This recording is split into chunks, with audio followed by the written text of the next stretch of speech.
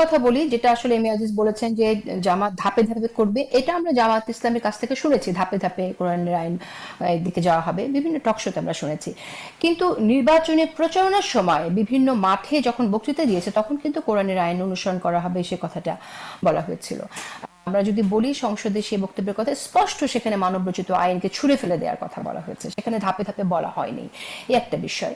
আরেকটি প্রসঙ্গ হচ্ছে যে আদর্শের জায়গা থেকে যে দূরত্বের কথা আপনি বলছেন, সেই আদর্শের দূরত্ব থাকলেই কি অন্যান্য দলের সাথেও আছে, থাকলে কি ক্ষমতা আছে বলেই সেটা চাপিয়ে দেবে? জামাত ইসলাম যখন বিএনপির সাথে ছিল তখন তারা ক্ষমতার অংশী ছিল বলে কমই মাদ্রাসাগুলোকে স্বীকৃতি দেয়নি। এই যে ক্ষমতার ব্যবহার, এটাকে কি আপনি অপব্যবহার হিসেবে দেখেন কিনা?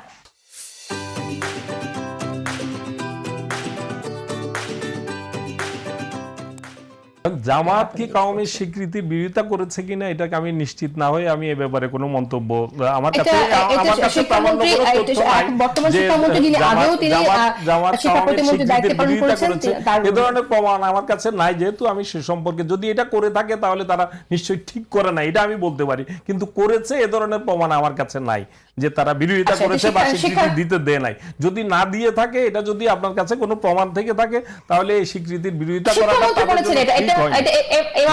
এম আব্দুল্লাহ এটা আসলে শিক্ষামন্ত্রী নিজে বলেছেন, শিক্ষামন্ত্রী কোট করছে আমি, তিনি বলছেন বিএনপি জামাত জোট সরকারের আমলে কওমি মাদ্রাসাগুলোকে স্বীকৃতি দিতে চেয়েছিল সরকার, কিন্তু জামাতের চাপে তা সম্ভব হয়নি। না, সেটা রাজনৈতিক কারণেও বলতে পারেন, আবার সত্য হতে পারে। আমি দুটেই, কোনোটাই আমি ফেলে দিচ্ছি না। শিক্ষামন্ত্রী যেটা বলেছেন এটাকে সত্য হতে পারে, আবার রাজনৈতিক গায়েল করার জন্য এখন যেহেতু বিরোধী দলে আছেন সে কারণেও বলতে পারেন। যদি জামাত এটা করে থাকে তাহলে ঠিক করে নাই। আবার যেই ফর্মে কাওমি অঙ্গনকে স্বীকৃতি দেওয়া হয়েছে এটা নিয়েও তো নানান পর্যালোচনা আছে। যে সরাসরি কাওমের দাওরা হাদিসকে এম এর স্বীকৃতি দিলেন, কিন্তু সেটার ভিত্তিতে একটা মাস্টার্স পর্যায়ের একটা স্বীকৃতি দিয়ে যদি আপনি জাতীয়ভাবে তাদেরকে সেভাবে রাষ্ট্রীয় চাকরি, সরকারি চাকরিতে সে ধরনের সুযোগ দিতে চান, তাহলে কি এটার সুবিচার হবে? এটার মানে শিক্ষার মানদণ্ডে এটা কতটা সুবিবেচনা প্রসূত, এই বিষয়গুলো নিয়ে বিতর্কের জায়গা আছে। সুতরাং এগুলো বিচ্ছিন্নভাবে দেখার সুযোগ নাই আর কি।